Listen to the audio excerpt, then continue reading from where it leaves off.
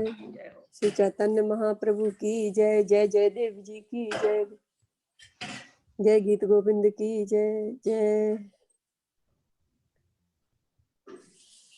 कदाचित कालिंदी तट विपिन संगीत तरलो, मुदा भीरी नारी बदन कमला स्वाद मधुप, रमा शंभु ब्रह्मा मरपति गणे सार्चित पदो, जगन्नाथ स्वामी नयन पथगामी भवतु मे, भुजे सबे वेणुं शिरसि शिखिपीक्षं कटितटे, दुकूलं नेत्रान्ते सहिचर कटाक्षं विदधते, सदा श्रीमद् वृंदा बन बसत लीला परिचयो,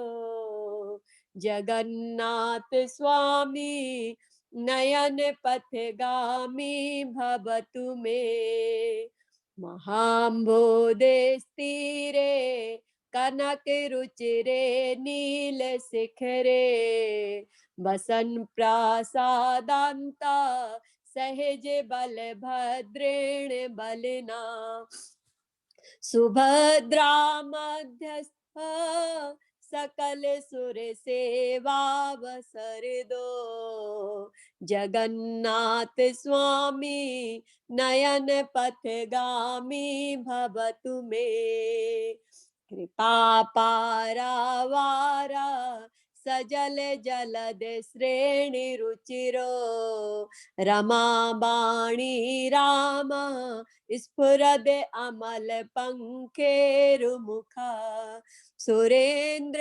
आराध्या श्रुति गण सिखा,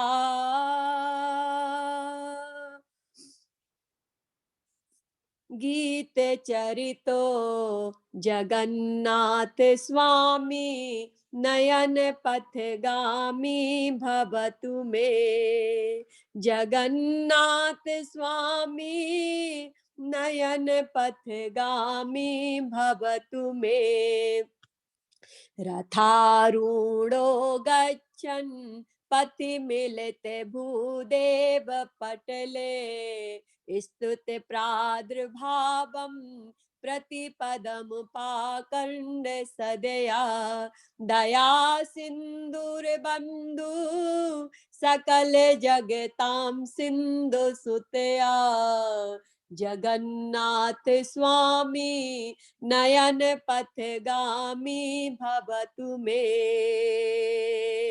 जगन्नाथ स्वामी नयन पथगामी भवतु मे, परम ब्रह्मा पीड़ा कुबलय दलोत फुल्ल नयनो, निवासी नीलाद्रो निहित चरणोऽनंत शिरसि, रसानंदी राधा सरस बपुरालिंगन सुखो, जगन्नाथ स्वामी नयन पथगामी भवतु मे, नवे याचे राज्यं न च कनक माणिक्य विभवम्, न याचेऽहं रम्यां सकल जन काम्यां वरवधूं, सदा काले काले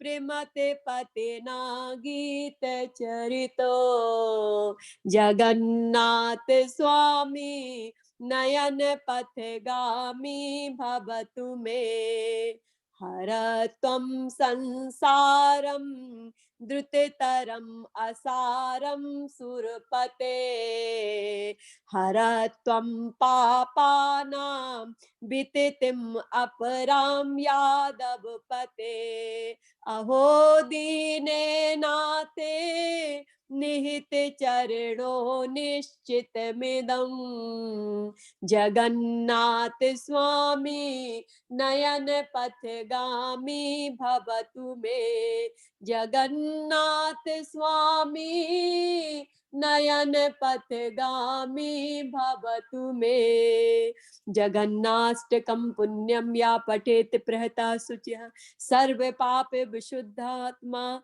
विष्णु लोकम सागच्छति। जय जय देव, जय जगन्नाथ, जय गीत गोविंद, जय जगन्नाथ अष्टकम की जय हो, जगन्नाथपुरी की जय हो, नीलांचल की जय हो। जय हो। अभी इतना बोल रहे हैं जगन्नाथ स्वामी नयन पथगामी भवतु में, भगवान करे अब सुने। अब यहाँ से आवाज ना, हृदय की आवाज सीधा जगन्नाथपुरी जानी चाहिए और जगन्नाथ जी को अभी हिलाना है बस कि जल्दी जल्दी बुलाओ, भगवान दर्शन करवाओ, बहुत हो गया अभी। तो भगवान जी सुन लेंगे। बड़े बड़े नेत्रों से देखते रहते हैं, थोड़ी तिरछी नजर कर दे। जगन्नाथ जी का वही तो सबसे बेस्ट बात है, उनकी आंखें ऐसी बड़ी बड़ी खुली और पलक नहीं आंखों में, झपकती भी नहीं, ऐसे देखते रहते हैं। सुन लो भगवान। चलिए हम लोग शुरू करते हैं। ये महाराज जी की का जो गीत गोविंद जो उन्होंने गाया है अभी ऑनलाइन मिल रहा है हम लोगों को यूट्यूब पे, तो मैंने वही लगाया था। थोड़ा देर उसी से प्रेयर कर लेते हैं कुछ पहले वाले श्लोक को।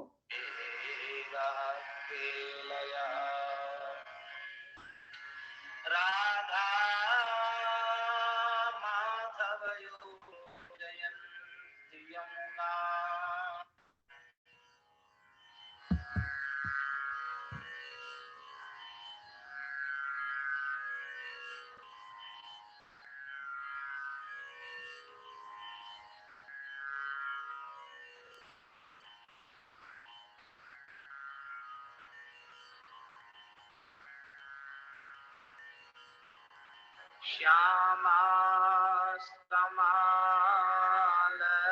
श्यामास्तमालतुमयि नक्तं धीरुरयं त्वमेव तदिमं राधे दिनं प्रापय इत्थं नन्दनिदेशतश्चलितयो प्रत्यध्वपुञ्जद्रुमम् राधा माधवयोर्जयन्ति यमुना कूले राह्वेलया राधा माधवयोर्जयन्ति यमुना कूले राह्वेलयः वाग्देवता चरितचित्रितचित्तसदमा पद्मावती चरणचारणचक्रवर्ती श्री वासुदेव रतिकेलिकथा समेत मेतं करोति जयदेव कविः प्रबन्धम् यदि हरे स्मरणे सरसं मनो यदि विलास कला सुकुतूहलम् मधुर कोमलकान्तपदावलिं शृणु कदा जयदेव सरस्वती वाचः पल्लवयत्युमापतिभरः सन्दर्भशुद्धिं गिराम् जानीते जयदेव एव शरणः श्लाघ्यो दुरूहद्रुते शृङ्गारोत्तरसत्प्रमेयरचनैः राचार्य गोवर्धनः स्मरति कोऽपि न विस्मृतः श्रुतिधरो भूयि कविक्ष्मापतिः।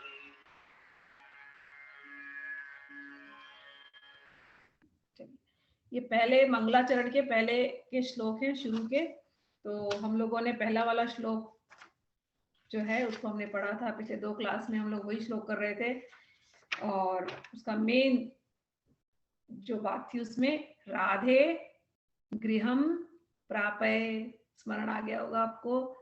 सीन कैसा था, खूब काले काले बादल छाए, गड़गड़ाहट हो रही है और हमारे छोटे से कृष्ण है और कौमार्य मतलब अभी तक बड़े नहीं हुए, वो माखन चोरी की लीला नहीं कर रहे हैं लेकिन गाय भी चरा नहीं सकते हैं अभी।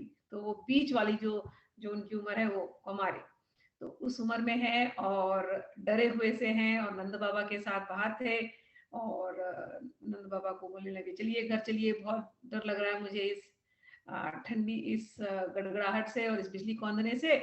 तो नंद बाबा ने सोचा अरे अभी तो गैयों को लेके आया हूँ, अभी इसको मैं कैसे संभालूं, गैयों को भी खिलाना है, चारा चरवाना है और इसको घर भी जाना है। तब नंद बाबा ने क्या किया था, वहीं पर बैठे बैठे श्रीमती राधा रानी का स्मरण किया था।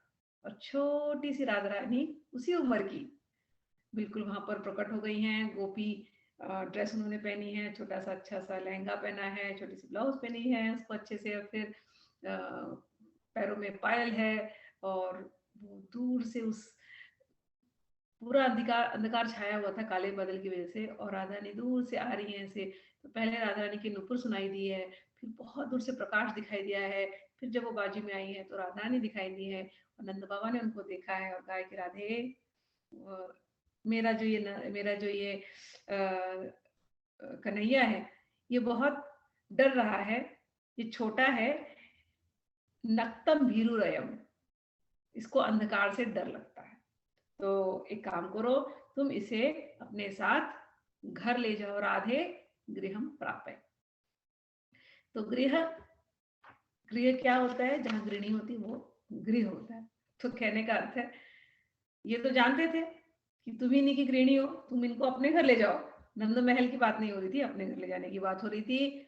और वहां पर वो उनका हाथ पकड़ के लेके गई हैं। एक भाव ये था और दूसरा भाव था नंदा नाम की सखी है नंदिनी। नंदिनी कहती है जाकर के सखी को, राधा सखी को, सखी इस अंधकार से कन्हैया को डर लगता है, तुम इसे अपने साथ ले जाओ, राधे गृहम प्राप्य। तो ये 2 भाव थे।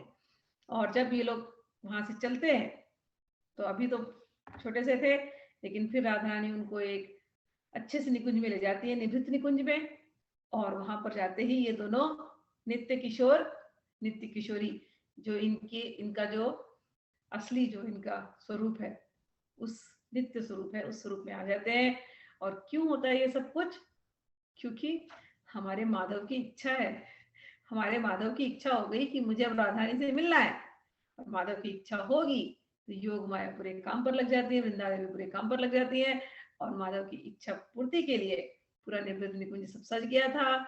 सखी सखियां जो जितनी सखियां हैं उनका आहार क्या है, नेत्रों का उनका आहार एक ही है कि बस राधा माधव ऐसी केलियां करते रहे और ये उनको देखते रहे। तो सखियों की भी इच्छा पूर्ति करने के लिए ये लीला ये रची गई, ये केली की गई। और ऐसी केली की जय हो जय हो जय हो। अब जय जयकार से जयदेव जी ने शुरू किया, राधा माधव की निवृत्त निकुंज की जो केलियां हैं इनकी जय हो जय हो जय हो। जयदेव जी हमको अब निकुंज निवृत्त निकुंज में ले जा रहे हैं। हम सब सखियों के साथ ही हैं। सखियां क्या करती हैं, एक बार निवृत्त निकुंज में दोनों चले जाते हैं, सखियां बाहर आ जाती हैं और जहाँ वहाँ के जो जो ग्रोव्स है वहां पर निकुंज में उनके पेड़ में से चुप चुप चुप चुप के देखती है, कुंज के रंध्रों से वो देखती हैं कि लीलाएं कैसी कैसी हो रही हैं। तो ये उसके बाद का अब हम अगले श्लोक पर चलते हैं। अगला श्लोक है श्री वागदेवता चरित चित्रित चित्त सद्मा पद्मावती चरण चारण चक्रवर्ती श्री वासुदेवरती केली कथा समेतमेतम करोति जयदेव कवि प्रबंधम। जयदेव कवि कहते हैं कि इस गीत का, इसमें अष्टपदी है तो गीत है सारे, इस गीत का प्रबंध मैंने किया है, लेकिन इस गीत का प्रबंध हुआ कैसे? तो जो गीत है ये लिखा मेरा है, लेकिन अधिकारी मैं हूं, मतलब मुझे दिया गया है अधिकार लिखने का, लेकिन ये लिखा कैसे गया? तो कहते हैं लिखा तो मैंने है, लेकिन वाग देवता चरित चित्रित, ये जो है ये वाग देवता चरित है। वाग देवता कौन है? वाग देवता एक तो होती है सरस्वती जी, कि सरस्वती जी तो माधव की अनुचरी है। माधव ने सोच लिया कि मुझे ये केलियां करनी है, सरस्वती जी को ऑर्डर दे देते हैं। सरस्वती जी समझ जाती है इतनी प्यारी प्यारी केलियां हैं, अब जयदेव जी के अंदर जाना है और जयदेव जी के हाथ से लिखवानी है। तो सरस्वती जी उनके मस्तिष्क में बैठ जाती है, सरस्वती जी उनके जिह्वा पे बैठ जाती है, सरस्वती जी उनके लेखनी में बैठ जाती है और सरस्वती जी इसको लिखवा देती है। तो एक वाग देवता सरस्वती, लेकिन यहां पर कह रहे यहाँ की जो वाग देवता है वो सरस्वती नहीं है, वो साक्षात राधा रानी है। क्योंकि ये जो केलियां हो रही हैं इसको पूरी तरह से किसने आस्वादन किया है? केवल राधा रानी ने और राधा माधव ने। तो कौन लिखवा सकता है इसको? केवल ये दोनों ही लिखवा सकते हैं। तो भले ऐसा सरस्वती लग रहा है कि सरस्वती ने लिखा है, लेकिन ये राधा रानी की इच्छा से ही ये हुआ है, उन्होंने ही ये लिखवाया है। कहते हैं कि वाग देवता चरित चित्रित चित्त सदमा, कह रहे कि मेरे मन में सदमा, सदमा घर, मेरे मन में उन्होंने घर कर लिया, मेरे चित्त में उन्होंने घर कर लिया। किसने घर कर लिया? राधा रानी ने। कैसे बोल रहे राधा रानी ने? यहाँ पर एक शब्द आया दूसरे लाइन में, पद्मावती चरण चारण चक्रवर्ती। अपने बारे में कहते हैं मैं कौन हूं? कहते हैं मैं पद्मावती चरण चरण चारण चक्रवर्ती। मैं तो पद्मावती, पद्मावती कौन है? जिनके हाथ में पद्म होता है, और वो श्रीमती राधा। जब राधा रानी निकुंजों में चलती हैं, आप लोगों को ये सब लीलाएं स्मरण होंगी, हमने चर्चा की है, उनके हाथ में कई बार कमल के फूल होते हैं और हिलाते हुए दोनों जन चलते हैं।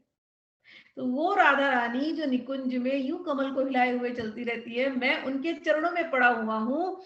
उन्होंने, उस राधा रानी ने जो यूं कमल को हिला घुमा घुमा करके, उन कमल नयनी ने, उन पद्मावती ने जिनके चरण कमल के समान है, जो वृंदावन में संभाल संभाल करके पद विन्यास करती हैं, उन राधा रानी के चरणों में मेरा मन लग गया है और उन राधा रानी ने मेरे मन को, मेरे चित्त को अपना घर बना लिया है। पद्मावती चरण चारण चक्रवर्ती का अर्थ है कि मैं तो उन राधा रानी के चरणों का दास हूं, चक्रवर्ती हूं। उसमें सबसे नंबर 1 मैं हूं लिखने में, शायद ऐसा वो कहते हैं। बड़ा बड़ा ही प्राइड है कि मैं राधा रानी के चरणों का दास हूं, मैं चक्रवर्ती हूं। और उन्होंने उन राधा रानी ने मेरे चित्त में अपना घर कर लिया है। वही लीलाएं दिखाती हैं, वही लीलाएं मैं लिखता जाता हूं। मेरा इसमें कुछ कोई श्रेय नहीं है, एक अर्थ ही है।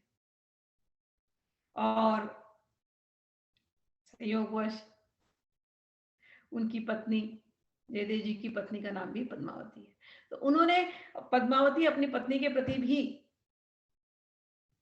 एक कृतज्ञता यहाँ पर दी है कि पद्मावती चरण चारण चक्रवर्ती, कि उनको, उनके प्रति भी जो है अपने पत्नी के प्रति उन्होंने कृतज्ञता यहाँ से इस श्लोक में दिखाई है। तो वाग देवता चरित चित्रित चित्त सदमा, ये आपको समझ गया कि कह रहे हैं कि राधा रानी जिन्होंने मेरे हृदय को घर कर लिया है।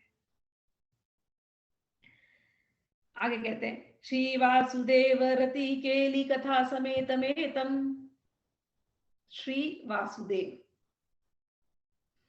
वासुदेव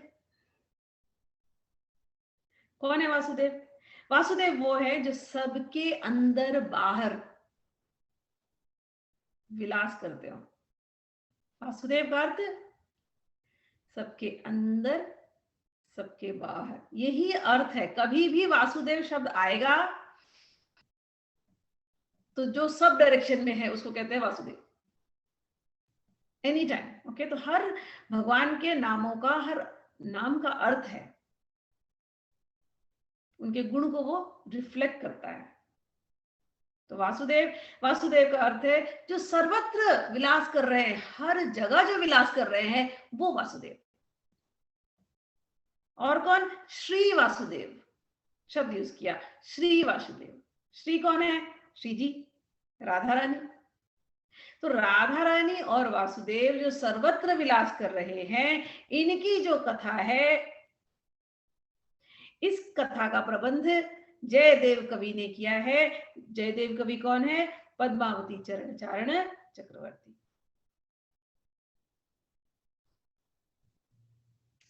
जो राधा रानी के चरणों की उपासना में संलग्न है, वो है जयदेव। अच्छा, श्री, तो श्री का अर्थ क्या हमने कहा था? श्री जी। श्री का दो अर्थ होता है, श्रयते हरि और श्रयते हरिणा। श्रयते हरि का अर्थ होता है जिसने सर्वतोभावेन अपने आप को, अपने प्राण को, अपने जीवन को, अपने चित्त को, सब कुछ, अपनी आत्मा को, जिसने सर्वतोभावेन अपने प्राण जीवन धन के लिए समर्पित कर दिया हो, जिसका अपना कुछ भी नहीं है, एक प्रियतम के अतिरिक्त, एक प्रियतम के अतिरिक्त उनका कुछ भी नहीं है, जो केवल और केवल प्रियतम पर आश्रित है। ऐसी प्रियतम पे आश्रित होने वाली, अपने प्राण जीवन धन पर सब कुछ समर्पण कर देने वाली, ऐसी जो श्रयते हरि, ऐसी हमारी प्रिया जी हैं, वही श्री है। तो एक अर्थ यह है श्री यानी श्रयते हरि। एक, जब हम लोग गोपी गीत करते, गोपी गीत से ये सब शुरू हुआ है, तो सुखदेव जी ने गोपी गीत कहा और गोपी गीत में ये सब शुरू किया। तो गोपी गीत जब शुरू होता है, जब ये रासलीला शुरू होता है, उसके पहले भगवान अंतर्धान हो जाते हैं, सब लीला सबको पता है। भगवान वहां से अंतर्धान हो जाते हैं और गोपियां रोते हुए ढूंढती हुई जाती, कहाँ है कहाँ है, और जाकर के फिर राधा रानी के पास जाती हैं और वहां जाकर के रोते हैं ये लोग, और ये लोग गंगा यमुना किनारे बैठते हैं और राधा रानी बहुत विलाप कर रही हैं। और उस समय एक श्लोक आता है, हा नाथ रमण प्रेष्ठ क्वासी क्वासी महाभुज दास्यास्ते कृपणया मे सखे दर्शय सन्निधि। हा नाथ रमण प्रेष्ठ, राधा रानी कहती है हे नाथ। हे नाथ का अर्थ होता है हे गोपियों के नाथ, हे गोपीनाथ। आप गोपियों को इतना प्रेम करते हैं और आप स्वयं बोलते हैं मैं गोपियों का प्रेम कैसे वापस दे सकता हूँ, गोपियां इतना प्रेम करती, मैं तो उन्हें प्रेम ऐसा कर ही नहीं सकता हूँ। तो आप जब गोपियों को इतना प्रेम करते हैं और आप सत्य संकल्प हैं गोपियों की रक्षा करना, ये संकल्प आपने लेकर के रखा है, तो हा नाथ, हे गोपीनाथ। हम सब गोपियां यहाँ पर बैठी हैं अपने प्राणों को पकड़ के कि कहीं छूट ना जाए, आपके विरह में हम लोग तप रहे हैं, मर जाएंगे कभी ना कभी, तो क्या आपको हमारी रक्षा नहीं करनी है? हे गोपीनाथ कहाँ हो? हा नाथ, हा नाथ। देख नहीं रहे गोपियां, रो रो के विलाप कर करके कब प्राण निकल जाएंगे इनके पता नहीं। इनकी रक्षा करने का संकल्प तुमने लेकर रखा है, तुम सत्य संकल्प हो, अपने नाम का तो विचार करो गोपीनाथ। तुम झूठे हो जाओगे यदि तुम यहाँ नहीं प्रकट हुए और इन गोपियों की रक्षा नहीं की, इनके प्राणों की रक्षा नहीं की। हाँ नाथ, हाँ नाथ। तो कौन कह रहा है ये? राधा रानी बोल रही है। तो यहां से एक ठाकुर जी का नाम निकलता है, राधा गोपीनाथ। राधा गोपीनाथ, क्योंकि रासलीला राधा गोपीनाथ, गोपीनाथ से शुरू होती है। दूसरा, हा नाथ रमण प्रेष्ठ, प्रेष्ठ सॉरी रमण, हे हे हे रमण, रमण यानी जो राधा में रमण करते हो। हे रमण, तुम तो हमेशा ही राधा में रमण करने वाले हो। तो आज क्या हो गया है कि इस राधा को तुम भूल गए हो, इस प्रकार से छोड़ करके चले गए हो। तुम्हें बुला रही हूं, हे गोपीनाथ, हे गोपीनाथ, हे रमण, तुमने संकल्प लिया था तुम कभी मुझे छोड़ करके नहीं जाओगे, और तुम्हारा मन मुझ में ही रमण करता है, मेरा मन तुम में ही रमण करता है, हम एक दूसरे के बिना रह ही नहीं सकते। तो हे रमण,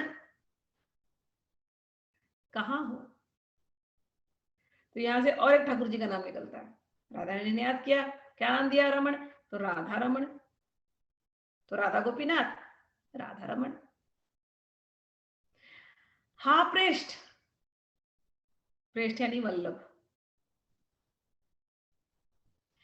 तुम हमारे वल्लभ हो, हमारे अत्यंत प्रिय हो, हमारे प्रियतम हो। तो तुम हमें ऐसे छोड़ करके कैसे जा सकते हो? हे वल्लभ, तुम्हारे अतिरिक्त हम किसी और को प्रेम करते ही नहीं, कर भी सकती नहीं। तो हा नाथ, हा रमण, हे हा प्रेष्ठ यानी हे गोपीनाथ, हे राधा रमण, हे राधा वल्लभ। तीन जो ठाकुर जी हैं वृंदावन के, ये जो मुख्य मंदिर, ये तीन ठाकुर जी यहाँ पर प्रकट हो जाते हैं, क्योंकि इन्हीं रूपों में ये अब लीला करने वाले हैं। हा नाथ रमण प्रेष्ठ क्वासी क्वासी महाभुज, कहां हो हे महाभुज, अजानुबाहु, हे बिहारी जी, हे बिहारी जी, आपकी बाहें तो लंबी लंबी है, सर्वत्र फैली हुई, आप कहाँ छुप गए हो? हे बिहारी जी, कहाँ विहार कर रहे हो अकेले अकेले? हा नाथ, हे गोपीनाथ, हे राधा रमण, रहा रमण, हे राधा वल्लभ, आ जाओ आ जाओ। हे बिहारी जी, आ जाओ, तुम्हारी बिहारिणी यहाँ पर है। हे रास बिहारी जी, आ जाओ, रास बिहारिणी यहाँ पर है। आज रास विलास करने का है, करने का समय है, और आप हमें छोड़ करके चले गए। दास्यास्ते कृपया कृपणया में, अब यहां पर जो भाव आता है दास्यास्ते, ये है श्रयते हरि, ये राधा रानी का भाव, ये हमारी श्री जी का भाव, प्रिया जी का भाव, कि मैं तो आपकी दासी हूं, मैं तो आपकी किंकरी हूं। दास्यास्ति, मैं क्या, सभी गोपियां यहाँ पर बैठी, ये सब आपकी किंकरी हैं, हर पल तत्पर हैं। क्या करूं, किम करी किम करी किम किम करोमी किम करोमी, क्या मैं करूं बताइए, क्या सेवा दूं जिससे आप प्रसन्न हो जाएंगे, किम करोमी। दास्यास्ते में हम सब आपके दास हैं, हम सब आपकी किंकरी हैं, आप कृपया सन्निधि दर्शन, कृपया अपना आप दर्शन कराओ। तो ये है श्रयते हरि, जो हरि के बिना रह ही नहीं सकते, सर्वतो भावेन, जिन्होंने हरि को अपने आप को समर्पित कर दिया है, गोपीनाथ। राधा रानी जिनमें रमण करते हो, रमण जिनमें राधा रानी के अंदर जो रमण करते हैं, राधा रमण। गोपियों के वल्लभ, राधा रानी के वल्लभ, राधा वल्लभ। वृंदावन में जो विहार करते हैं ऐसे बिहारी जी, इनकी जो हम किंकरियां हैं, जो हम इनके बिना कहीं रह ही नहीं सकती, इनकी जो हम बिना मूल की दासी हैं, बिना मूल के हम बिक गई हैं। ये जो भाव है ये है श्रयते हरि, और ये भाव सबसे ज्यादा किसमें प्रकट है? श्री जी, साक्षात श्री जी में। तो श्री का एक अर्थ, श्री के दोनों अर्थ निकलते हैं, समझ लीजिए, एक है राधा रानी और एक है कृष्ण। अभी जो हमने अर्थ किया था वो श्री की राधा रानी अर्थ है, श्रयते हरि। दूसरा अर्थ है श्रयते हरिणा। अब ये कृष्ण भगवान का अर्थ है कि कृष्ण भगवान जो हमेशा, जिनका मन कभी राधा रानी से दूर जाता ही नहीं है, वो अपने आप को बस राधा रानी के चरणों का दास समझते हैं। राधा रानी यहाँ क्या कहती है? दास्यास्ते, हम आपकी दासी हैं। लेकिन जब हम गीत गोविंद पढ़ते हैं तो गीत गोविंद का एक चैप्टर है, उसका कुछ श्लोक, let me see if I can take the chapter out. नहीं मिला, चैप्टर नहीं मिल रहा, बट उसका उसमें कुछ श्लोक बोलती हूँ। स्थल कमल गंजनम मम हृदय रंजनम जनितरतिरंग पर भावम व्रणमिसृण वाणिकर वाणिचरण द्वयम सरसलसदल अलक्तरागम। भगवान कहते हैं जब ये आएगी, ये जो पद मैंने अभी गाया है ये पद आने वाला है आगे चल करके, तो भगवान जाकर के राधा रानी के चरणों में गिर जाते हैं और कहते हैं, हे राधा रानी, आपके चरण तो स्थल कमल गंजनम। एक कमल होता है स्थल में, एक कमल होता है जो पानी में निकलता है, और एक लाल कमल होता है जो जमीन से निकलता है। लिलीज होते हैं टाइप के, एक रेड कलर के लिलीज होते हैं, और ये ज्यादा बड़े होते हैं और ये ज्यादा कोमल होते हैं। जल कमल से भी ज्यादा स्थल कमल इतने सुंदर होते हैं। तो कहते हैं स्थल कमल गंजनम, आपके ये सुंदर चरण कमल से भी, स्थल कमल से भी ज्यादा सुंदर, स्थल कमल से भी ज्यादा सुंदर, लाल लाल अत्यधिक स्निग्ध हैं और मेरे हृदय को रंजन करने वाले हैं। मेरे हृदय को ये आपके कमल आनंद देते हैं, मेरे हृदय को आपके ये जो चरण कमल है शांति प्रदान करते हैं। हे राधा रानी, आप इन चरणों को लेकर के ऐसे पद विन्यास मत कीजिए, आप अपने ये कमल चरण आप मेरे हृदय पे रख दीजिए। स्थल कमल गंजनम मम हृदय रंजनम जनित रतिरंग पर भावम। आप यूं रोई हैं मेरे लिए, रो रो के आपने ऐसी दशा बना ली कि आपके अश्रु से आपके चरणों में जो अलग तक लगा था वो मिट गया है। आपके चरण मुझे दे दीजिए, मैं अपने हाथों पे रख करके इस पे अलग तक लगा दूं। अलग तक लगा दूं यानी मैं अपना प्रेम, मैं अलग तक का रंग, अलग तक मीन्स वो लाल रंग, आलता, आलता, आलता, वो आलता का लाल रंग होता है, लाल रंग यानी प्रेम। कहते मैं अपना प्रेम कैसे दिखाऊं? आप अपने चरणों को धरती पे मत रखिए, अपने चरणों को मेरे हृदय, ये हृदय है ना, ये आपके चरणों की सही जगह है, अपने चरणों को यहाँ रख दीजिए। लाइए मैं अपना प्रेम आपके चरणों में मैं न्यौछावर कर दूं, अलग तक लगा दूं। ये भाव। तो श्रयते हरि और श्रयते हरिणा, दोनों ही अर्थ होता है श्री का। दूसरा श्री वासुदेव रति, वासुदेव तो आपको समझ गया कि वासुदेव जो सभी के अंदर रहते हैं, सभी के बाहर, अंदर बाहर जो रहते हैं, तो आज इतनी गोपियां इकट्ठी हैं, सारी गोपियों के अंदर, सारी गोपियों के हृदय में विलास करने वाले,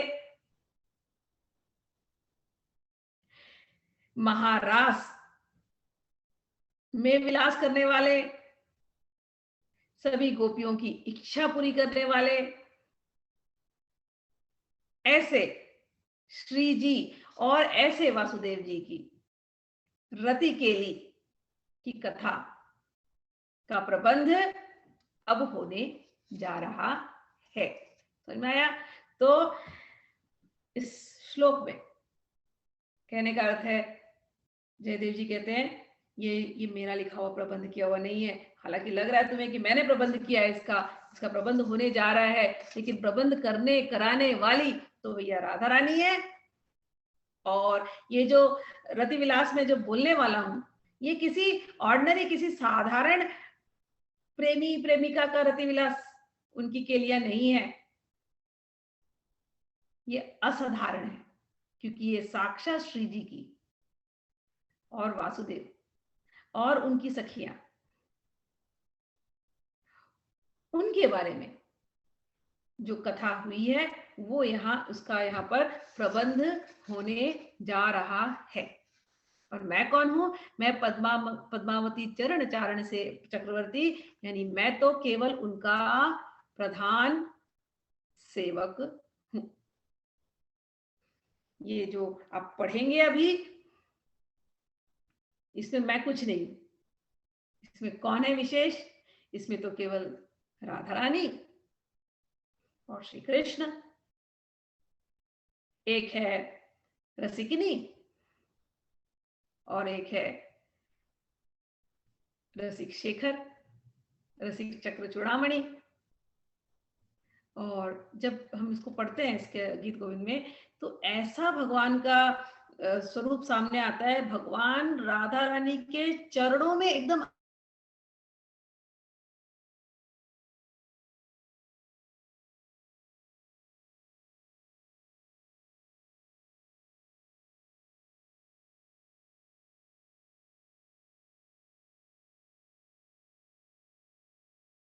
कोर दो चंद्रमा कि दो चंद्रमा है। ये कथा परस्पर दो चकोर, दो चंद्रमा, दो चंद्रमा है और दोनों ही चकोर है, दोनों एक दूसरे को निहार रहे हैं, दोनों एक दूसरे से थकते नहीं है। ये जो कथा है ये उनकी रति केली की ये कथा है। तो श्री जी और वासुदेव की रति केली की ये कथा है। आगे कहते हैं, नेक्स्ट श्लोक पे चलते हैं हम लोग। अब कथा की भूमिका क्या है? अगर किसी को एक कथा सुनना है तो उसका चित्त कैसा होना चाहिए? यदि हरि स्मरणे सरसम मनो, यदि विलास कलासु कुतूहलम, मधुर कोमल कांत पदावलिम, शृणु तदा जयदेव सरस्वतीम। कह रहे कि यदि हरि स्मरणे सरसम मनो, कैसा होना चाहिए आपका चित्त सुनने वाले का? हरि में, हरि कौन होता है? अब तो डेफिनेशन याद हो गया होगा, इतनी बार हमने रिपीट किया। जो आपके चित्त का हरण कर ले। साधारण लोगों के लिए जो आपके क्लेशों का हरण कर ले वो हरि, जो आपके दुख का हरण कर ले वो हरि। लेकिन भक्तों के लिए, प्रेमियों के लिए हरि का डेफिनेशन जो आपके चित्त का हरण कर ले, जो आपके मन का हरण कर ले, वो होता है हरि। चोरी कर ले जो। ब्रजे प्रसिद्धम नवनीत चोरम, गोपी गणानाम च दुकूल चोरम। चोरी, भगवान से बड़ा चोर कोई है ही नहीं। कि भगवान तो आप देखो, ये मैंने अभी जो आपसे कहा कृष्ण कर्णामृत में, ये ब्रजे प्रसिद्धम नवनीत चोरम, गोपी गणानाम दुकुलम चोरम, अनेक जन्मार्जित पाप चौरम, राधिकायाः हृदस्य चौरम, चौराग्रगण्यम पुरुषम नमामि। कि कृष्ण भगवान की तारीफ में कहते हैं इनसे बड़ा कोई चोर है ही नहीं। बहुत सारे ठाकुर जी हैं, हाँ? लेकिन माखन चोरी की लीला किसने की है? खाली हमारे ठाकुर जी ने की है। माखन चोरी की लीला की है। अच्छा, गोपियों के वस्त्र चुराने की लीला किस ठाकुर जी ने की है? केवल इन्हीं ठाकुर जी ने की है। तो इसीलिए व्रज में प्रसिद्ध है। क्या प्रसिद्ध है? व्रजे प्रसिद्धम नवनीत चोरम। ये व्रज में प्रसिद्ध है माखन चोरी चुराने वाले ये ठाकुर जी। गोपी गणानाम च दुकूल चोर, दुकूलम चोरम, कि गोपी जो वो गोपियां हैं उनके वस्त्र चुराने वाले ये चोर। तो इनको चोरी के लिए भी क्या मिलता है, माखन चोरी, वस्त्र चोरी, और इतना ही नहीं है, अनेक जन्मार्जित पाप चोरम, अनेकों अनेकों जन्म के पाप को जो चुरा ले, ऐसे चौराग्रगण्यम। इतना ही नहीं, राधिकायाः हृदयस्य चौरम, कि श्रीमती राधिका के हृदय को चुराने वाले चौराग्रगण्यम, चोरों में अग्रगणी। हम लोग सुबह चर्चा कर रहे थे ज्ञानी नाम अग्रगण्यम, यहाँ पर भगवान का क्या विशेषण हो रहा है, अग्रगण्यम, चौराग्रगण्यम, चोरों में अग्रगणी, चौराग्रगण्यम पुरुषम नमामि। तो हरि, हरि का डेफिनेशन यही है, चुरा लेने वाले, चोर, चित्त चोर।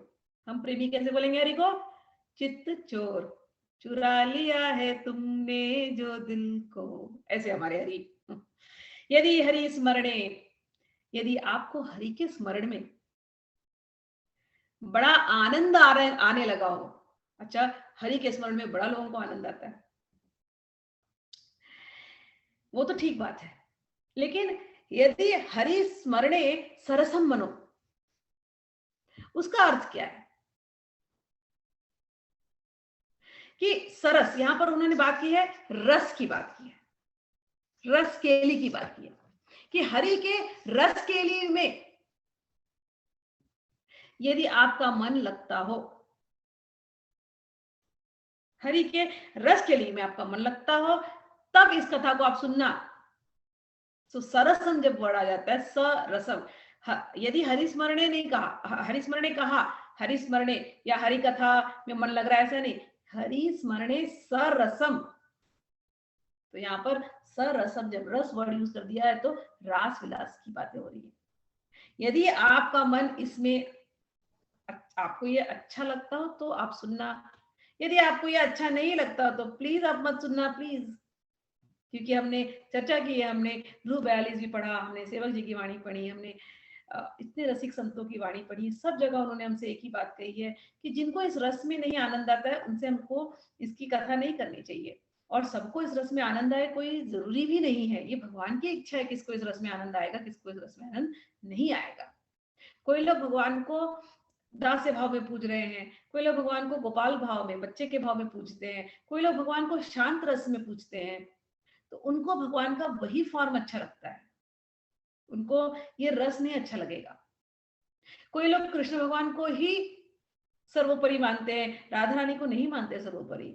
एक बार मैं जगन्नाथपुरी में गई थी तो एक कोई मिल गए थे हमको डॉक्टर, उनका श्री कृष्ण में बहुत प्रेम, बहुत ही ज्यादा प्रेम।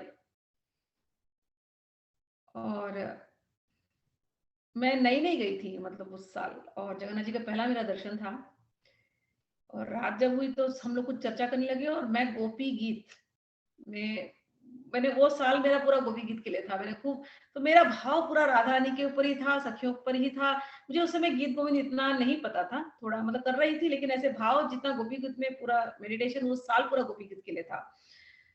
तो जब मेरी इनसे चर्चा होने लगी तो भागवतम पे चर्चा होने लगी, और भागवतम पे चर्चा होते होते गोपी गीत पे हम आ गए, और मैंने जब राधा रानी के बारे में बोलना शुरू किया जगन्नाथपुरी में, तो ये इनको मुझसे क्रोध आने लगा, इनको मेरे ऊपर। एक स्टेटमेंट है संस्कृत में, वादे वादे जायते तत्वबोधः, और दूसरा है वादे वादे जायते वैरवहनी, कि कभी कभी तो बात करते करते तत्वबोध हो जाता है, हम और आप बात करते ना तत्वबोध हो जाएगा, सब समझ जाएगा। और कभी कभी वादे वादे जायते वैरवहनी, कि बात करते करते आर्गुमेंट इतना हीटेड अप हो जाएगा जैसे आग लग गई हो, वैर, वैरवहनी कहते, वैरवहनी, वैर मतलब गुस्सा आ जाना, वेरी नॉट इन एग्रीमेंट, और वहनी मतलब आग लग जाना, ऐसा। तो ये लगे बोलने राधा रानी कैसे ऊपर है, राधा रानी की बात मत करो, कृष्ण ही सर्वोपरि है, ऐसी बात नहीं करना आप। और मुझे बड़ा दुख हो गया, ऐसे कैसे बोले जा रहे हैं, और मैं उनको पूरे प्रूफ दे रही हूँ, वो मानने को तैयार नहीं। He is a good doctor from very very good institute in India, very very. तो वो भी पढ़े लिखे हैं, कम नहीं थे, और मैं अपना तर्क रखे जा रही हूँ, अपना तर्क रखे, अंत में ऐसा हो गया, फिर मैं चुप हो गई। फिर मुझे वहां जिनके यहाँ मैं थी, मेरा पहली बार जगन्नाथपुरी जाना था, तो मुझे डांट दिया लोगों ने, तुम चुप रहो, तुमको पता नहीं है, तुम अगर ऐसे आर्ग्यूमेंट करोगी ना सबके साथ तो तुम्हारा जगन्नाथपुरी आना बंद हो जाएगा। लोग ऐसे डराते हैं ना, और मैं तो सबसे झगड़ा कर लेती थी। तो मैं बहुत दुखी हो गई। मैं ऊपर जाकर के मैं वहां से निकली और जा गई छत पर, और मैं पूरी रात राधा रानी को याद करती रही, प्रेम में रही। अगले दिन सुबह मैं जगन्नाथ जी के दर्शन के लिए गई, और वहां से फिर हम लोग गंभीरा गए। चैतन्य महाप्रभु का जो जहां पर है चैतन्य महाप्रभु कीर्तन करते करते, हाय राम, अभी भी स्मरण आ रहा है उस छवि का। कीर्तन करते करते वहां रोते थे, गिर जाते थे। तो हम गए वहां पर, और वो जो छवि देखी चैतन्य महाप्रभु की, पता नहीं क्या हो गया मुझे। जैसे भाव चढ़ गया, भावावेश हो गया, और इतना तीव्र भावावेश था उस समय पर मुझे कि जैसे पैरालिटिक अटैक आ जाता है ना, ऐसे तो मेरा मुंह ऐसे आधा आधा ऐसे ऊपर नीचे हो गया था। और उस स्टेज में मैं काफी देर थी। तो ये डॉक्टर थे, तो डॉक्टर मेरे साथ थे, तो वो डर गए डॉक्टर। उनको लगा कि शायद मुझे कोई इंजेक्शन देना पड़ेगा, मुझे कुछ करना पड़ेगा, मैं ठीक कैसे होंगी, मतलब उनको लिटरली दे थॉट कि कोई अटैक आ गया इसको। और मुझे ही नहीं पता चल रहा है, I am trying to control to be normal, लेकिन जब वो स्थिति होती है it is different. Okay, so anyways थोड़ी देर के बाद, आई डोंट नो कितना देर घंटे थे हम लोग वहां पर, फिर थोड़ी देर के बाद होश आया।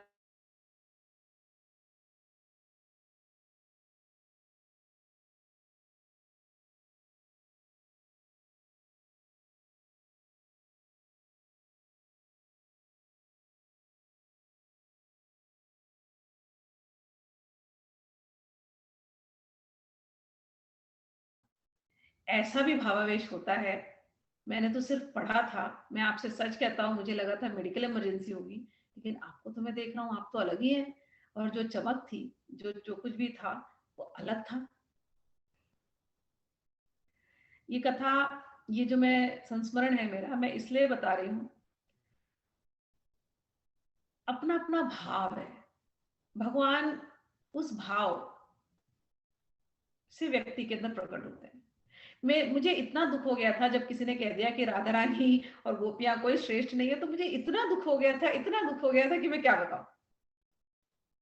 लेकिन शायद वो जो भी आया, चैतन्य महाप्रभु की कृपा, जो भी लीला उन्होंने कराई मुझसे, शायद इनको, इनके मन में लग गया, इनको लगा कि नहीं, और इन्होंने सामने सामने देखा, तो उनके मन में एक शायद एक चेंज लाने के लिए मुझे वो लीला का स्मरण होता है।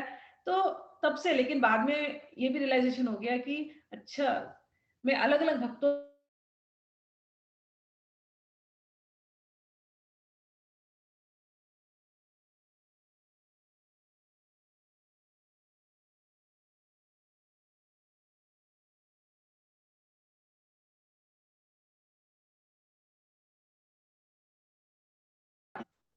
और इन कथाओं में इंटरेस्ट आता है। उनको नहीं आया, उनको नहीं आया, लेकिन बाद में हम दोनों की, कहते हैं ना कि मेरे मन में भी कोई उनके लिए कुछ रहा नहीं, उनके भी मन में मेरे लिए कुछ रहा नहीं। बड़े प्रेम से हम दोनों अपनी बातों को समझ सके कि मैं इस भाव में हूँ, और वो कृष्ण को अपना सब कुछ मानते हैं, कृष्ण को सर्वोपरि मानते हैं। उनको अगर मैंने हर्ट कर दिया कि नहीं नहीं राधा रानी सब कुछ है, तो ये मेरे लिए भी ठीक नहीं है, और उनके लिए भी कि वो मुझे अगर कुछ बोलते उनके लिए भी ठीक नहीं है। तो दोनों प्रकार के भक्तों को नमस्कार, हर प्रकार के भक्तों को नमस्कार। उनकी भावना जैसी है, भगवान उनको वैसे दिखाई देंगे। उनको कृष्ण पर ही, अगर कृष्ण ही सर्वोपरि है, तो कृष्ण उनको वैसे ही दर्शन देंगे। इसमें कोई आर्ग्यूमेंट की बात नहीं है। तो पहले तो हमारी जो बात हुई थी, वादे वादे जाए थे, वेरी, वह नहीं कि पहले पहले बात होते होते हीटेड आर्ग्यूमेंट हो गया, लेकिन बाद में वादे वादे जाए थे तत्वबोध, उसके बाद तत्वबोध हो गया कि इस प्रकार के भी भक्त अलग अलग हैं। सबको नमस्कार है। तो यदि हरि स्मरणे सरसम मनो, जब आपको रस के लिए में यदि इंटरेस्ट आता हो, तो ही ये गीत गोविंद आपको पसंद आएगा, नहीं तो नहीं आएगा। रसिक, मैंने भगवत रसिक की एक वाणी शायद पिछली बार कही थी, फिर से कहती हूँ, रसिक कौन होते हैं? रसिक कौन होते हैं? शक्कर को पानी में मिला दो तो रस बनता है। हम पानी है, हमारे भगवान शक्कर है, मीठी मीठी है। तो वो जब भक्त का भाव भगवान से इतना मिल जाता है कि अब कुछ नहीं, बस मीठा मीठा, दोनों दिन एक जैसे हो जाते हैं, मीठी मीठी उस रस को आस्वादन करने लगते हैं, वो रसिक होते हैं। तो रसिकों की वाणी में उनको स्वर्ग की, नर्क की, अपवर्ग की, मोक्ष की, ये सब बातें उनको अच्छी नहीं लगती है, बिल्कुल नहीं अच्छी लगेगी उनको। उनको तो केवल बस राधा रानी और भगवान को मिलाना, उनकी रस के लिए यही अच्छी लगती है। सखियां क्या कर रही है, यही अच्छा लगता है। वो तो जहां भी नजर घुमाएंगे, जहां दृष्टि दिखाएंगे, घुमाते हैं, उनको लगता है बस ये तो रस के लिए हो रही। चलते चलते अब तो स्थिति ऐसी हो गई है, आप गार्डन में चलते हैं, पार्क में चलते हैं, जैसी कोई क्रीपर देखेंगे ना किसी ट्री पे लपटी हुई पहले लगता था हाँ एक ट्री है उस पर क्रीपर लटका है, अब लगता है ये तो राधा रानी है, भगवान को लिपटी हुई है। जैसे मैंने आपको थंडर और लाइटनिंग बताया, मैंने अपने आप से नहीं बताया वो चीज, वो गीत गोविंद में लिखा हुआ है, एक जगह एक भाव है। सखी कहती है, हे राधे, रात का समय है, चल तू उस मेघवर्ण श्याम से तुम मिलो और जाकर के तुम उनके गले लगो। जब तुम उनके गले लगोगी तो ऐसे लगेगा जैसे कोई मेघ में बिजली चमकी हो। ये है। तो तब से जब से ऐसा हो गया, अच्छा मेघ में बिजली चमकी हो, मतलब लिटरली जब भी बिजली देखो तो ऐसा लगता है अच्छा राधा रानी और भगवान कृष्ण को आलिंगन कर रही है, ऐसा लगता है। सृष्टि में हर जगह ये जो वासुदेव की जो कह रहे हैं ना, श्री वासुदेव, जहां नजर घुमाओ, जहां नजर घुमाओ वहां ऐसा लगता है बस ये वही है, ये दोनों ही लीला कर रहे हैं। अब आप चलते चलिए, फूलों को देखिए, फूलों में भौरे दिखाई देते हैं, अब तो कैसा लगता है, हाँ कृष्ण भगवान है आ गए भौरे बन के। ऐसी भावना हर जगह, हर जगह, हर चीज में भगवान नजर आते हैं। सुबह सूर्य भगवान के दर्शन करो तो लगता है रामचंद्र जी सूर्यवंशी, शाम को दर्शन करो तो कृष्णचंद्र जी, ऐसे। तो रसिकों को न स्वर्ग की बातें अच्छी लगती है, स्वर्ग नर्क अपवर्ग नहीं, स्वर्ग नर्क अपवर्ग आस नहीं त्रास है, जहां रखो तहां रहो, मानी सुख रास है। आप जहां रख दो हम वहीं रहेंगे, हमें स्वर्ग नहीं चाहिए, हमें कुछ नहीं चाहिए, आप जहां रखो हम रहेंगे, हम बड़ी खुशी से रहेंगे। हाँ लेकिन एक ही काम करना भगवान, एक दान कर दो बस। क्या दान? देव दया करी दान ना, भूलो केली को, भगवत बलित तमाल, बिलो को बेली को। आप कहीं भी रख दो भगवान, सब मंजूर है, लेकिन इतना दान कर दो कि कभी मैं आपकी केली, मैं इन रस केली को मैं कभी नहीं भूलूं, किसी अवस्था में मैं इस रस केली को नहीं भूलूं।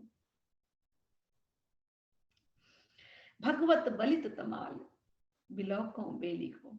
हे कहते भक्त रसिक कि मैं बार बार जब भी किसी तमाल को देखूं उसमें से बेली अगर लिपटी हुई है तो हे रसिक, हे रसिक शेखर, हे रसिकनी जी, हे प्रिया जी, हे प्रिया प्रियतम जी, मुझे बस आपका स्मरण होता रहे।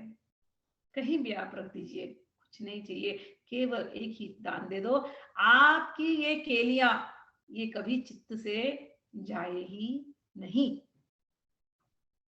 जैसे सखियों के का आहार ये के लिया है, रस के लिया है, ऐसे ही हमारा भी रस के लिए आहार बन जाए, ऐसा। ठीक, तो सबके अंदर ये वाली भावना आए ये कोई जरूरत नहीं है। रसिक रसिक ऐसे होते हैं, उनकी भक्ति सर चढ़ जाती, सर, प्रेमा भक्ति। भक्त नहीं होते वो, भक्त तो भक्त से भी ऊपर कैटेगरी, पागल प्रेमी, प्रेमा भक्ति। भक्ति महारानी, भक्ति महारानी का स्वरूप यही जानिए, चारु हरि नाम लेत अखियन झड़ी है।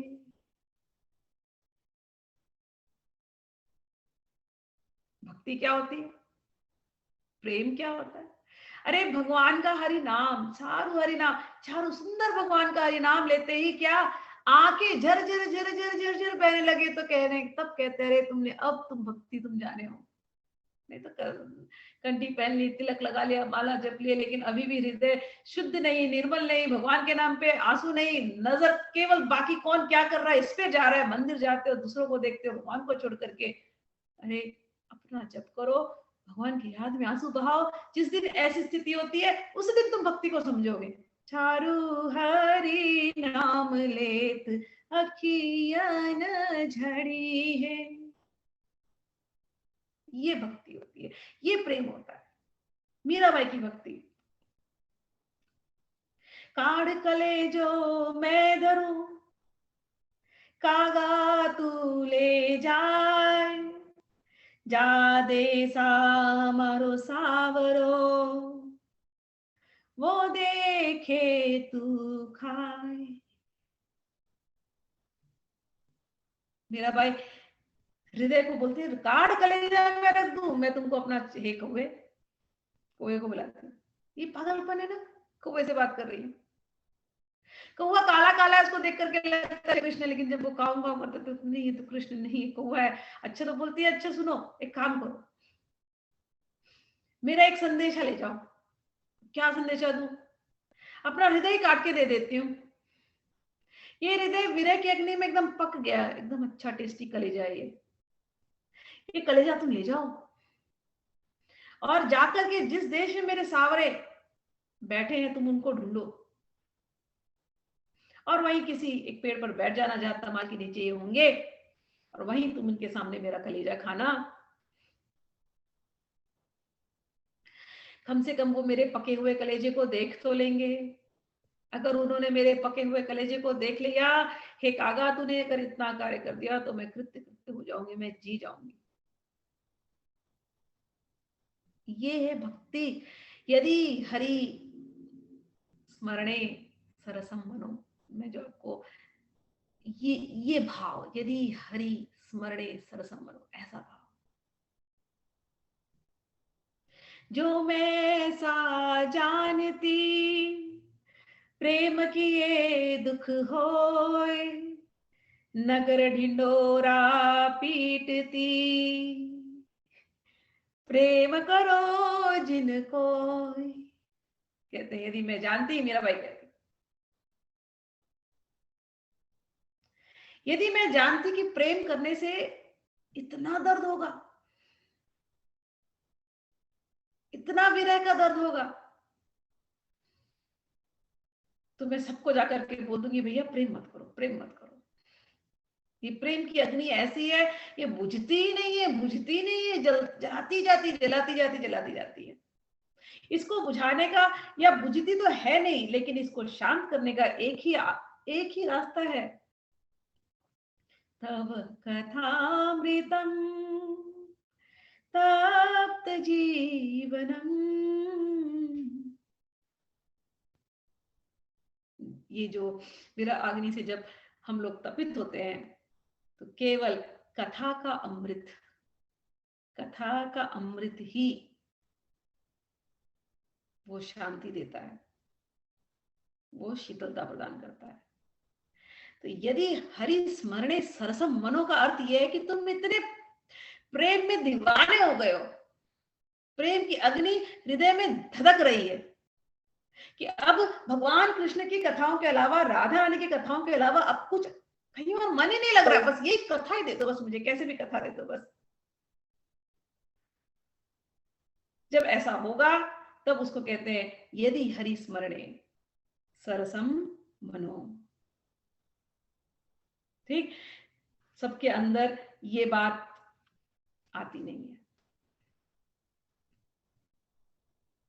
सबसे इस बात की चर्चा भी नहीं कर सकते, इस प्रेम की।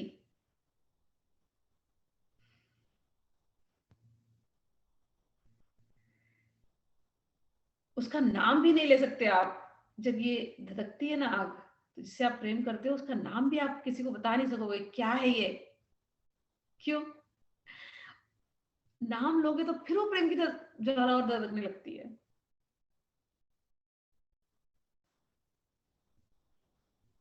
अरे मत ले वाको नाम, बड़ा पछताएगी तू। अरे मत ले वाको नाम, बड़ा ही पछताएगी, बड़ा ही दुख पाएगी। सखी मतलेवा को नाम। ये है प्रेम की दशा। ऐसा लगेगा कि नाम उन्हीं का लेना है, लेकिन ये भी पता है कि नाम ले लेके दुख होने वाला है। क्यों? दिखते नहीं है ना, कहां जाके पकड़ ले उनको। इतनी सुंदर सुंदर लीलाएं करते, इतना प्रेम भर देते, फिर लगता है पकड़ो, कहां पकड़ो। कभी जब हम जाएंगे पदों में तो राधा ने अंधेरे में जा जाके पकड़ रही है उनको, अंधेरे में।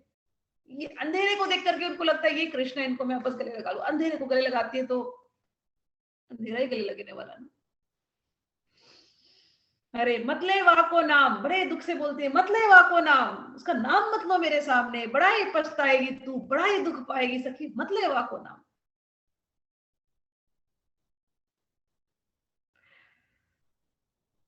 ये जब मन की स्थिति होती है ना,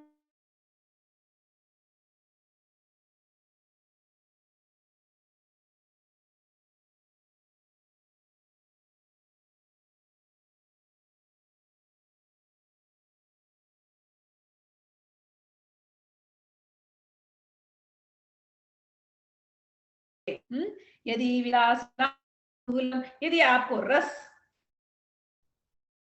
ये कथा सुनने में उसमें उत्सुकता,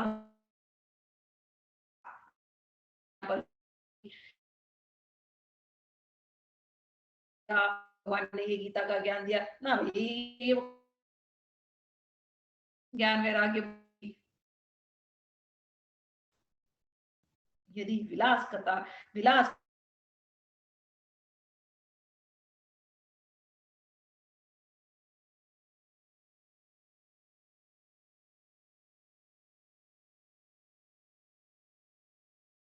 के अंदर ऐसा भाव है, तो ये जो कोमल, कहते हैं कि कोमल कांत पदावलिम शुणु तदा जयदेव सरस्वती, जयदेव सरस्वती ने जो ये लिखा है इसको आप सुनिए। मधुर मधुर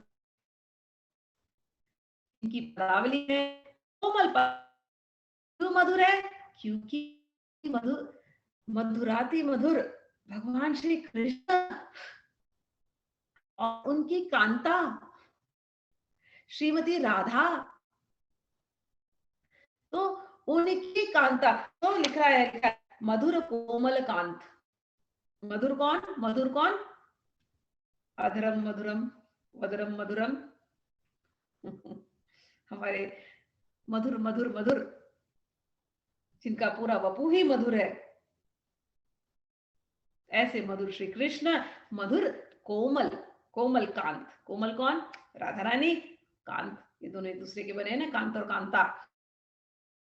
तो पदावली है, इनके गुणों से जो युक्त है, कांत और कांता को जो सबसे ज्यादा प्रिय है, ऐसी जो प्रिय पदावली, कांत और कांता की जो प्रिय पदावली है, जो उनके भी बहुत प्रिय है, अतिशय प्रिय है।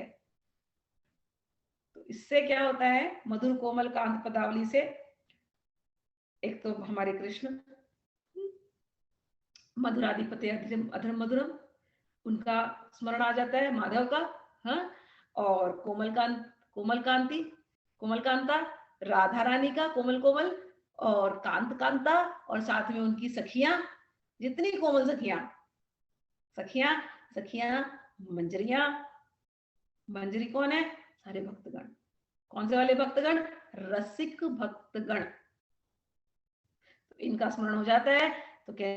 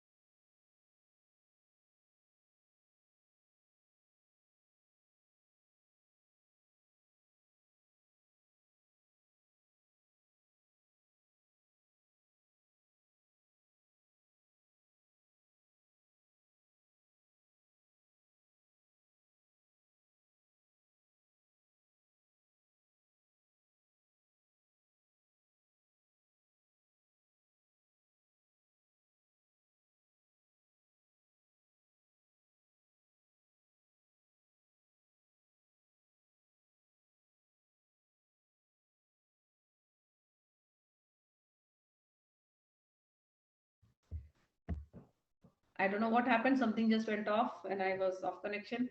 But just for Namazia, I will translate everything in English and then we'll end up the session. It's already 3:40.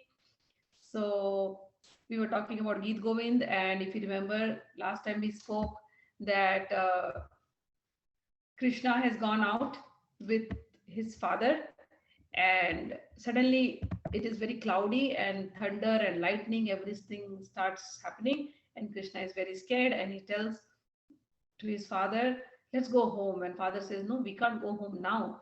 So then his father Nanda Baba remembers, starts meditating on Radharani, and then little Radharani comes there in that dark cloudy day. Radharani comes and she's shining bright, she's wearing a nice skirt and a nice blouse and nice dupatta, and then she comes there, and then Nanda Baba says, oh Radha, my Krishna is very scary, he's very scared, please hold his hand and take him home. And Radharani holds his hand, and then Radharani takes him home. So while going home, the home was not Radharani's home or Nanda Baba's home. The home was actually going to Nibrit Nikunj. That is the innermost grove where only the couple spend time together, because Krishna wanted to spend time with her. So suddenly Krishna decided this, and then Yogamaya came, and then she made all this thing happen. So once they enter there, the Sakhis have made a beautiful grove, they have made a nice bed, and everything is all set. So the poet, he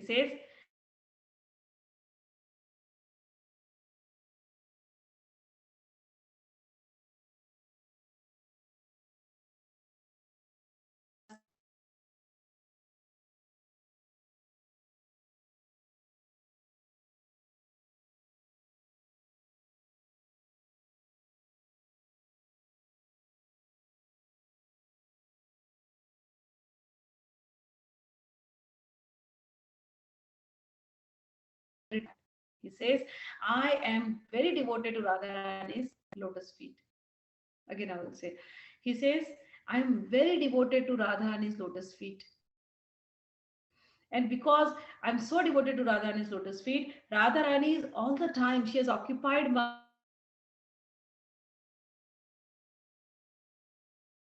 she has completely my entire, right now my mind is her house.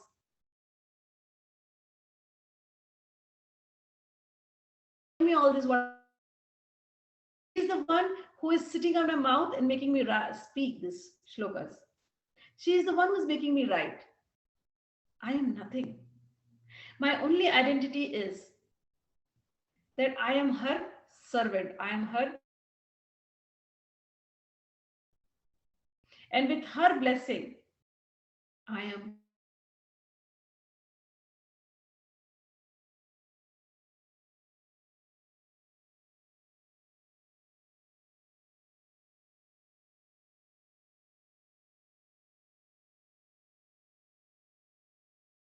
Is Vasudev. Who is Shri? Shri is also called as Shriji. Shriji means Radharani. The one who has surrendered herself completely from her mind, from her consciousness, from her body, everything, whatever she does. Radharani only does it to please Krishna. So this is the story about her who has surrendered herself to Krishna. And this is the story of Krishna, who has surrendered himself to her. Radharani cannot see anything else other than Krishna, and Krishna cannot see anything other than the lotus feet of Radharani. He cannot be without her. He becomes her servant, ready to serve. So this story is about this loving couple, Shriji, who is Radharani, and Krishna. Who is Krishna? Krishna is Vasudeva. Vasudeva is the one who is living in everyone's heart, and he is living inside and he is living everywhere. So this story, this loving pastime I am describing, he says, Jayadevji says, this pastime I am describing is happening in all the gopis' heart. Has taken place in the Sakhi's heart. It is still taking place in all the devotees' heart. As we read the feeling that we are feeling it. We are there. We are doing this. It happens. That's how strong the words and the emotions are in this poetry. He says that Vasudev, that Krishna, who is in every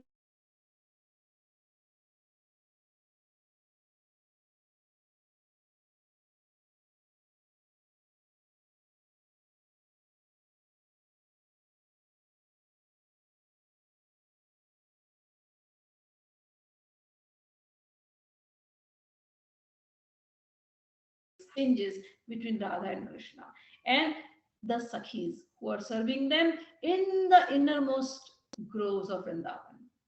And those transcendental pastimes, I'm writing it as if this couple, Radha and Krishna, have told Goddess Saraswati, the goddess of learning, have told Goddess to go and sit with Jayadev and make him write. So these are not my words. This is not, I as a human being cannot even describe this. It's impossible. But Radharani, who holds a flower, a lotus flower in her hand, as she walks in Vrindavan, she twirls this flower. This Radharani is called Padmavati.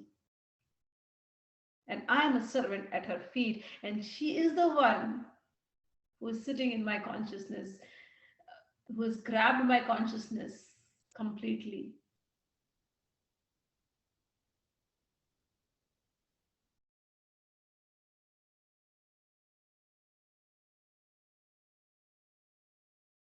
This, if your mind is so clear and your mind is engrossed in remembering who is Hari, Hari is the one who has stolen your heart. If really Hari has stolen your heart, or if you have given your heart to Hari, Hari means Krishna. If you have given your heart to Krishna, if you have lost it, then what are the symptoms? That you have really given heart to Hari. Really Krishna has stolen your heart. How do you know? Oh, you will know it when you hear the stories of Krishna and tears start flowing down. Profusely you start crying thinking about Krishna, thinking about Radha. When you hear the stories of Radha and Krishna, you just want to cry, you go mad. When this happens to you, sometimes you're faltering, sometimes you're choked, sometimes you get goosebumps, sometimes you're stunned, sometimes different things will happen in your body. When this starts happening in your body, know that God has stolen your heart. Krishna has stolen your heart. And if your mind has been stolen by that Hari, and if you like this transcendental loving pastimes, not everybody in the world can be attracted to this, because these are internal. These are very secretive pastimes. Do not think that this should not be heard. Chaitanya Mahaprabhu himself used to listen. He used to go to Ramanand Rai, and Ramanand Rai used to read this Geet Govind. So this is not an ordinary thing. Chaitanya Mahaprabhu himself heard it. Yes, it is not told to the common public because not everybody likes to hear this internal loving pastimes. They can't see Radha Krishna, like hear about the Sakhis. Not everybody. And why they cannot do this? Because Krishna has decided they should not.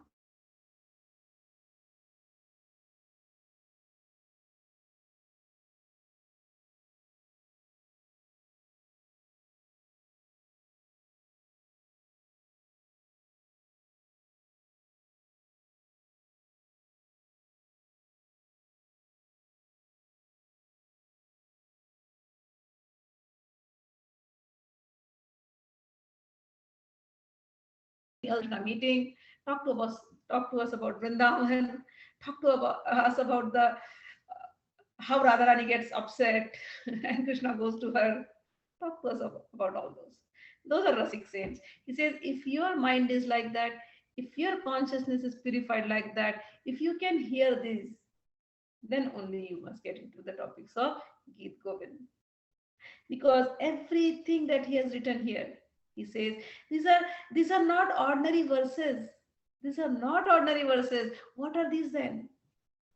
Madhura Komala Kanta Padavali. Every verse The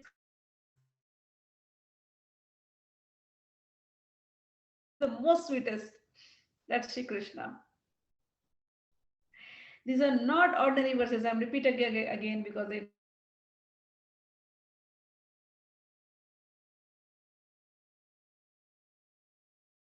describes the sweetest nectarian qualities. Who is the most sweetest? Sweetest of the sweetest, most nectarian, that is Shri Krishna. Madhurati Madhura. So these lines, every line describes the qualities of the most sweetest, most nectarian person, Sri Krishna, and the most softest, most purest. Who is that? Srimati Radha. It is their story. So every line is describing, is filled with the nectarian qualities of Sri Krishna and the softness and the purity and the sublime nature of Srimati Radharani. Pristine. Every line is pristine in this. So not ordinary. And if you have that mindset, then you must get into this topics of Geet Govind, which he has written. There is, I think we will end it up here because it's already 2:52. I had one more slok, but then I will do it next time. Take another 20 minutes more at least. So we'll end it up here, and then tomorrow again I'm going. No, not tomorrow. Sorry, tomorrow I have a doctor appointment, so not tomorrow. Day after tomorrow we are going to meet. I'm going to do Geet Govind this entire week probably because I want to finish one Ashtapadi this week. Okay, so we are having class every day except for tomorrow. See you all Wednesday. Hari Bol. Hari Bol. Hari Bol, thank you. Hari Bol. Hari Bol. Hari Bol.